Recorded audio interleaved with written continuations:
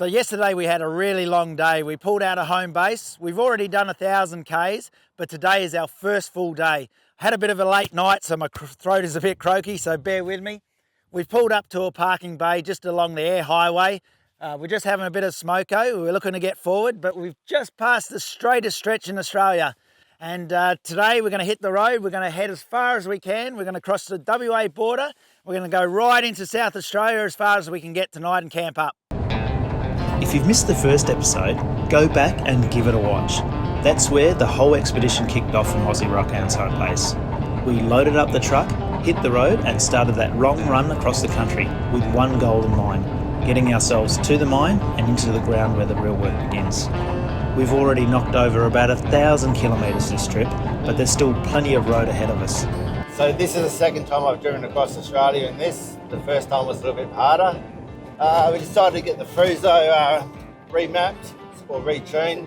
We're looking for a bit more horsepower. Definitely made a big difference. I think we got up to over 65 horsepower extra and about 200 newton meters of torque. As in overtaken, I used to have to get a long run up to overtake traffic, but now I can come up behind and pull out and comfortably get around and go. It keeps up with traffic, and towing the caravan has made a big difference in taking the stress levels off me a bit, just sort of relax and just enjoy the trip. Mick's bringing up the rear of our little convoy as we keep pushing east. Now, Western Australia is a seriously big place. It's about 2.5 million square kilometres, and that makes it bigger than most countries on Earth. And when you're crossing it by road, you really feel that distance. This stretch is mostly about covering ground. There aren't too many towns out here, so today's goal is simple. Make the South Australian border before nightfall and find somewhere to pull up. Before long, the road starts running along the edge of Australia's wildest coastlines, the Great Australian Bight. Out there's nothing but open ocean. Between these cliffs and Antarctica, there's no land at all, just thousands of kilometres of southern ocean. It's one of those spots where you just can't help to stop for a minute and take it in. The colour of the water, those cliffs, just how huge this place really is. It's such a mighty country. With the sun dropping fast, we're rolling up to the line between Western Australia and South Australia, part of one of the longest straight line borders in the world. Once the sun disappears out here, the highway just keeps stretching off into the dark. We push on for a while longer, sharing the road with the night freight running east. But after a big day behind the wheel, it's time to pull over, check the maps and find a quiet place to camp up for the night. Welcome to my home away from home in the old Mack. You might have noticed my voice has been a little bit cracky lately from day 2 on the expedition. I just want to share with you the reasons why we've chose to move forward and gather some content, even though I'm a little bit cracky and throaty. I'd really love to take a couple of days off right now to rest the throat, but we just can't. Our number one priority is mining rock. Although we're pushing forward, we're doing it safely. My voice is really cracky, but I'm actually 100% fine. I'm really good to drive. I'm just taking a bit of self-care tonight, heading to the sack early. So good night, rock hounds. That early night definitely helped with the energy levels. Even if that frog hadn't packed up and quite left, one of the good things about travelling across a country like this is the rest areas along the highway.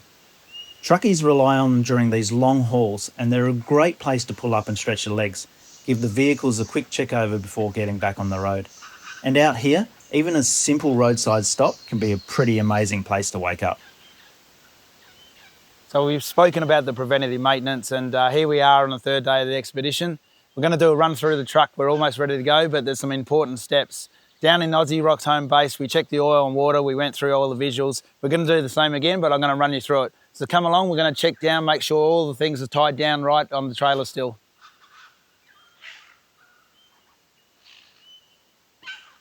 We're just going to go through and we're just going to give a tug on the straps just to make sure they're all down, make sure everything hasn't shifted, hasn't moved off the tray. Everything's looking pretty good, pretty tight. If there's something a bit loose, we'll just nip it up.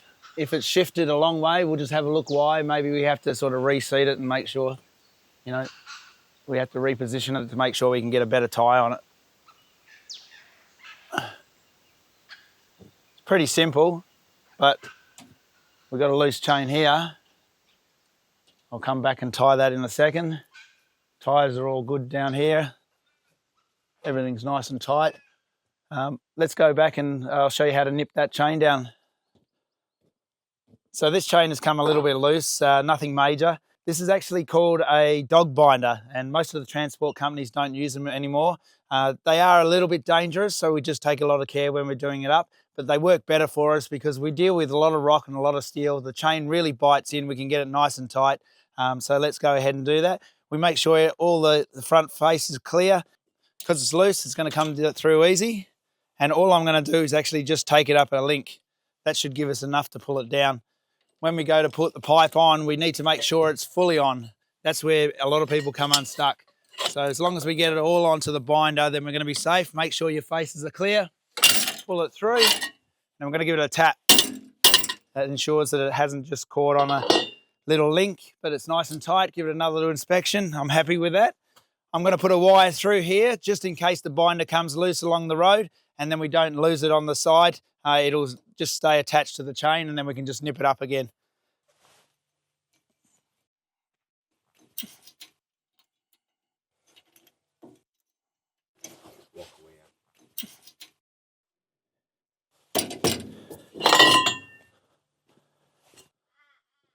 So now that we've got everything tied down on the tray, I'm just going to do those tyres again. So I'm going to actually get myself a trusty little hammer. Some of the truckies will use a baseball bat, little mini bats, and they give it a nice ping. I like the lightness of the hammer. It works really well, and it's a tool we always have on hand. I'll come through. I'll have just a visual look at the tyres, but what I'm actually doing is I'm giving them a tap, and I'm listening for that sound. So the sound coming from a flat tyre will be completely different and it'll register, but you do have to listen. You can hear they're all the same, so they're all good for us at the moment. We do check the air pressures back down in home, and we'll go a week or so before we check them again. But rather than do it every single time and waste a lot of time, we'll just do this audio check and make sure they're up for us.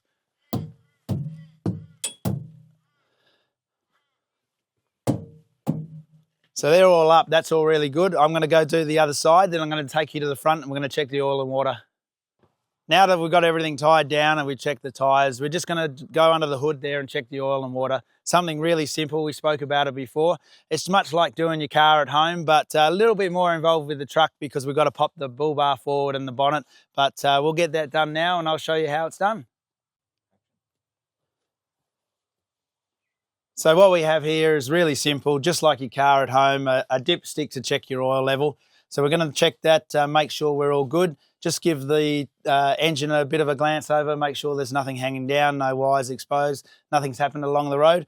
Really simple things to do. We keep harping on about the preventative maintenance, but it is really important just to keep us on the road, just to do those checks. So we're going to just check that oil now, just by flicking the dipstick out. What we'll do is we'll give it a little bit of a wipe off first, just so the oil hasn't travelled up the stick. Slip that back in, if I can get it in.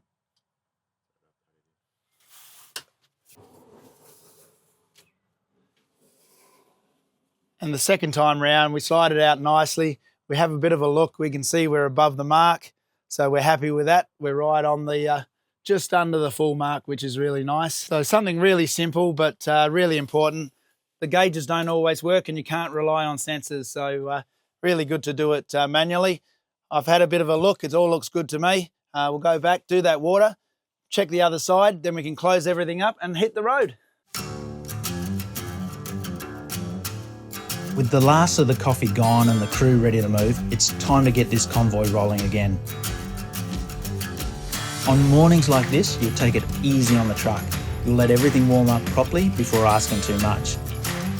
A big diesel like this Mack needs time to wake up, especially after a cold night out here. So as we ease back onto the highway, we'll build up speed and settle into the run. There's another full day on the road ahead of us, with plenty more country to cover before we get to where we're going. With Western Australia now well and truly in the rearview mirror, there's nothing ahead of us but open road and big country. The expedition's still young, and every kilometre takes us closer to the ground where the real rock hounding begins. So settle in, rock hounds. This journey is only just getting started.